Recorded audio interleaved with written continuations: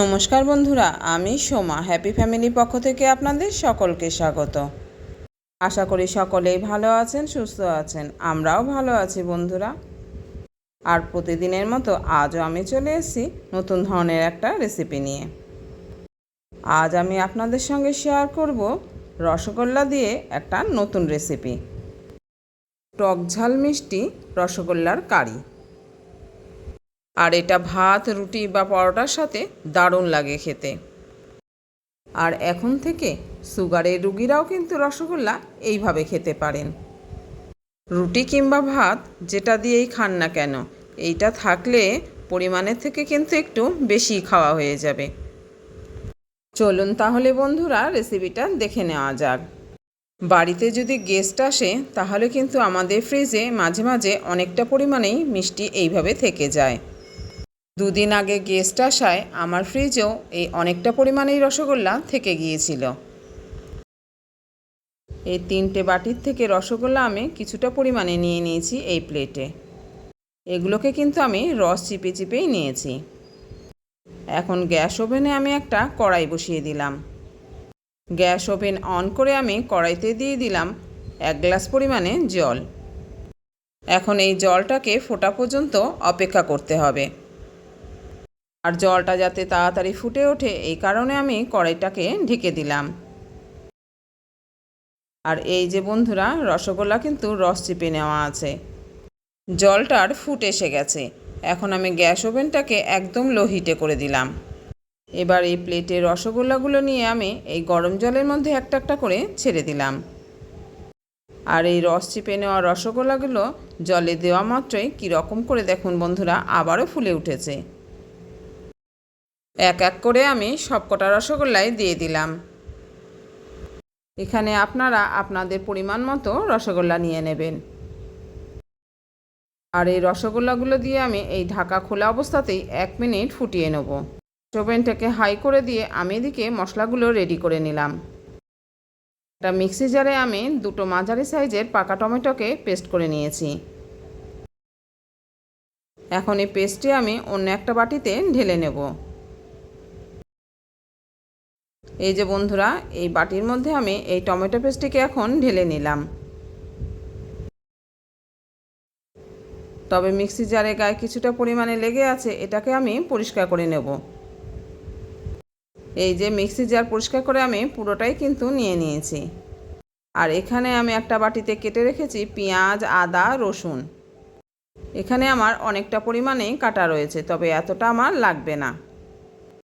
এখন এই পেঁয়াজ, আদা, রসুন আর এর সঙ্গে মেশাবো আমি ঝাল অনুযায়ী কয়েকটা কাঁচা লঙ্কা।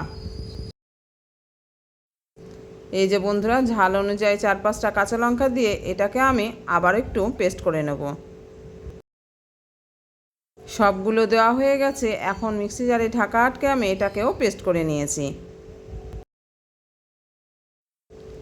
এই যে পেঁয়াজ, আদা, রসুনের পেস্টটি আমার রেডি হয়ে গেছে।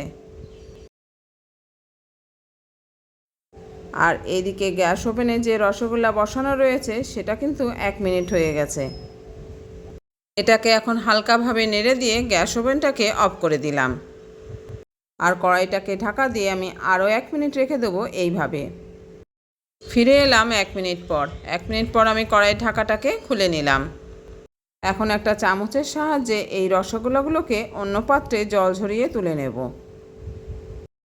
এই যে বন্ধুরা, এক এক করে কিন্তু আমি রসগোল্লাগুলোকে অন্য পাত্রে তুলে নিচ্ছি। আর এই যে সবগুলোকে কিন্তু আমি অন্য পাত্রে তুলে নিয়েছি। এখন এগুলোকে ঠান্ডা জল দিয়ে বেশ কয়েকবার আমি ধুয়ে নেব। আর এই যে বন্ধুরা, কড়াই থেকে রসগোল্লা তুলে নিয়ে আমি কিন্তু এগুলোকে ঠান্ডা জল দিয়ে বেশ কয়েকবার ধুয়ে নিয়েছি। এবার এই ধুয়ে নেওয়া রসগোল্লাগুলোকে ভালো করে জল চিপে চিপে অন্য পাত্রে তুলে নিলাম। আর এইভাবে প্রত্যেকটা রসগোল্লাকেই ভালো করে ধুয়ে নিয়ে জল চিপে অন্য পাত্রে তুলে নিয়েছি। আমার এখন সবগুলো রসগোল্লা কিন্তু জল চিপে অন্য পাত্রে তুলে নেওয়া হয়ে গেছে। এবার আমি গ্যাস ওভেনটাকে আবারও অন করে দিলাম। আর ওভেনে আমি কড়াইও বসিয়ে দিয়েছি। কড়াইটাকে এখন ভালো করে গরম করে নিতে হবে। কড়াইটা খুব ভালোভাবে গরম হয়ে গেছে। এখন আমি এর মধ্যে দিয়ে দিলাম 1 চামচ মতো সর্ষের তেল। তবে এই রান্নাটা কিন্তু চাইলে আপনারা সাদা তেলেও করতে পারেন। এখন তেলটাকে গরম করে নিয়ে আমি এই রসগোল্লাগুলোকে দিয়ে দেবো কড়াইয়ের মধ্যে। এই যে বন্ধুরা, কড়াইয়ের মধ্যে আমি রসগোল্লাগুলোকে দিয়ে দিলাম। এখন কিন্তু খুব হালকাভাবে খালি এপিট ওপিট করে এইগুলোকে উল্টে পাল্টে আবার নামিয়ে নিতে হবে। রসগোল্লাগুলো আমার এপিট ওপিট করে ভাজা হয়ে গেছে। এগুলোকে এখন আমি অন্য একটা পাত্রে তুলে নিলাম। তবে কড়াইয়ের নিচে সামান্য পরিমাণে একটু লেগে গিয়েছিল। মনে হয় কড়াইটা খুব ভালোভাবে গরম হয়েছিল না। তাই গ্যাস ওভেনটা অফ করে দিয়ে আমি এগুলোকে উল্টে দিয়েছিলাম। আবারও নামানোর সময় গ্যাস ওভেনটাকে অফ করে দিয়ে আবারও নামিয়ে নিলাম। আর এই যে বন্ধুরা, লক্ষ্য করুন গ্যাস ওভেনটা কিন্তু আমি অফ করেই এগুলোকে নামিয়েছি। আর এটা খুব সহজেই উঠে গেছে।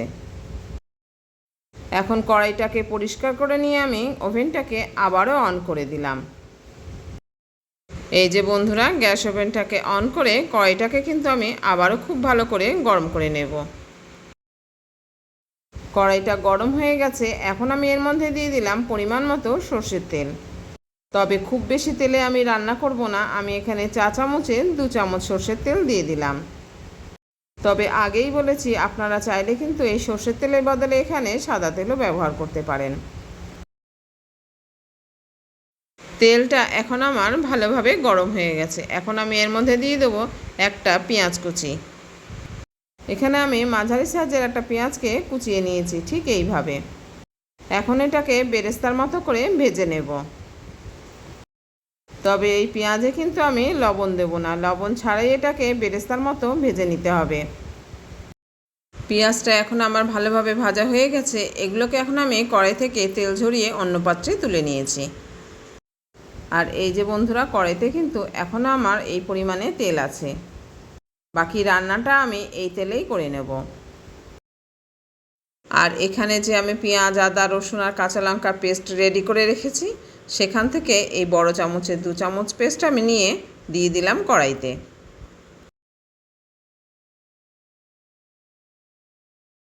এই যে বন্ধুরা, 2 চামচ পেস্টেই কিন্তু বাকি রান্নাটা আমার খুব ভালোভাবে হয়ে যাবে। পেঁয়াজ, আদা, রসুনের পেস্টে দিয়ে এটাকে কিন্তু ভালোভাবে তেলের সঙ্গে ভেজে নিতে হবে বা কষিয়ে নিতে হবে। আর এখানে আমি আমার প্রয়োজন মতো গ্যাসের ফ্লেমটাকে বাড়িয়ে কমিয়ে নিলাম। এইভাবে একটু নাড়াচাড়া করার পর মশলাটা কিন্তু আমার এখন কষানো হয়ে গেছে। এবার এই কষানো পেঁয়াজ, আদা, রসুনের মধ্যে আমি দিয়ে দিলাম এই যে টমেটো পেস্টটিকে রেডি করে রেখেছি সেটাকে। এবার এই পেঁয়াজ, আদা, রসুনের সঙ্গে টমেটো পেস্টটিকেও খুব ভালো করে কষিয়ে নিতে হবে। আর টমেটো পেস্টটি দেওয়ার সাথে সাথে কিন্তু এর থেকে অনেকটা পরিমাণে জল ছেড়ে দিয়েছে। এখন এই টমেটোর গায়ে জল থাকতে থাকতেই আমি এর মধ্যে দিয়ে দিলাম গুঁড়ো মশলাগুলোকে। আমার এই মশলা ছোটো চামচের 1 চামচ করে ধনের গুঁড়ো, জিরের গুঁড়ো আর হাফ চামচ দিয়ে দিলাম ঝাল লঙ্কার গুঁড়ো। তবে ঝালটা আপনারা একটু বুঝে শুনেই দেবেন, যেহেতু রসগোল্লাটা একটু মিষ্টি ভাব আছে আর আমি কাঁচা লঙ্কাও পেস্ট করে নিয়েছি, তাই খুবই অল্প পরিমাণে আমি ঝাল লঙ্কার গুঁড়ো দিয়ে দিলাম। গুঁড়ো মশলাগুলো দিয়ে আমি আবার এটাকে ভালো করে নেড়েচেড়ে এবার মশলাটাকেও কষিয়ে নিলাম। এখন আমি দিয়ে দেবো একটু কালারের জন্য লাল লঙ্কার গুঁড়ো। এখানে হাফ চা চামচ মতো আমি লাল লঙ্কার গুঁড়ো দিয়ে দিলাম। আবার এটাকে নেড়েচেড়ে একটু কষিয়ে নিলাম। যে কোনো রেসিপি রান্নার সময় যদি মশলাটাকে খুব ভালো করে কষিয়ে নেওয়া যায়, তাহলে কিন্তু সেই রেসিপির টেস্ট দ্বিগুণ বেড়ে যায়। তাই কোনো কিছু রান্নার সময় মশলাটাকে কিন্তু অবশ্যই একটু সময় নিয়ে কষিয়ে নিতে হবে। আমার এখন এই মশলাটা খুব ভালোভাবে কষানো হয়ে গেছে। যেহেতু আমি কম তেলে রান্না করি, তাই মশলা থেকে কিন্তু তেল ছাড়েনি। আমাকে দেখেই বুঝে নিতে হয়েছে যে এটা কষানো হয়ে গেছে। এখন আমি এই কষানো মশলার মধ্যে দিয়ে দেবো সামান্য পরিমাণে জল। এখন এই টমেটো পেস্ট রাখা বাটির মধ্যে আমি সামান্য পরিমাণে জল দিয়ে ধুয়ে নিয়ে দিয়ে দিলাম কড়াইতে। জল দিয়ে আবারও কিন্তু এটাকে একটু সময় নেড়েচেড়ে নিতে হবে। তাই একটু নেড়েচেড়ে নিয়ে আমি এখন এর মধ্যে দিয়ে দিলাম পরিমাণ মতো লবণ আর হলুদ। আর লবণ হলুদ দিয়ে আবার একটু নেড়েচেড়ে নিয়ে এখন আমি এর মধ্যে দিয়ে দেবো পরিমাণ মতো জল। তবে এই রেসিপিতে আপনারা যে যেরকম গ্রেভি রাখবেন সেইভাবেই কিন্তু জলটা দেবেন।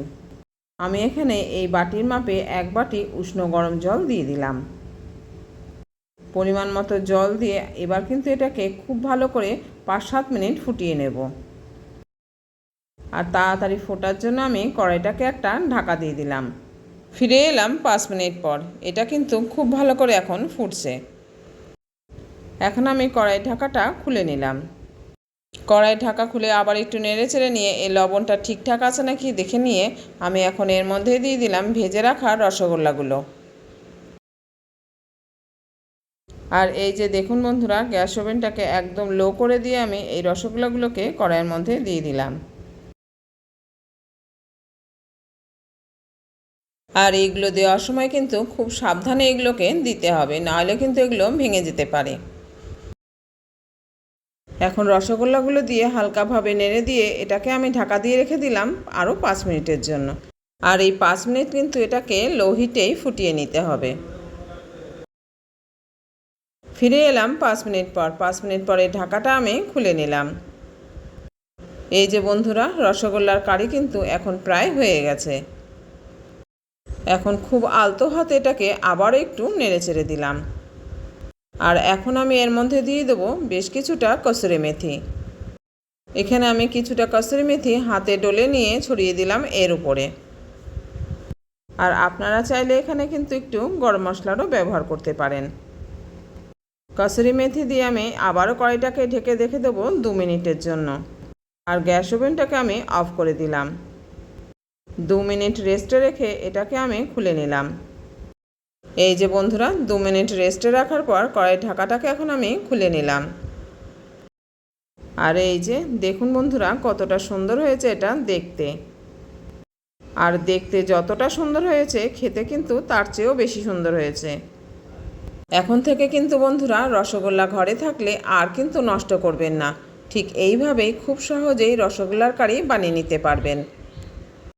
আর এখন আমি এটাকে তুলে নেব সার্ভিং বলে। তাহলে বন্ধুরা, আজকের রেসিপিটা কীরকম লাগলো জানাতে কিন্তু ভুলবেন না।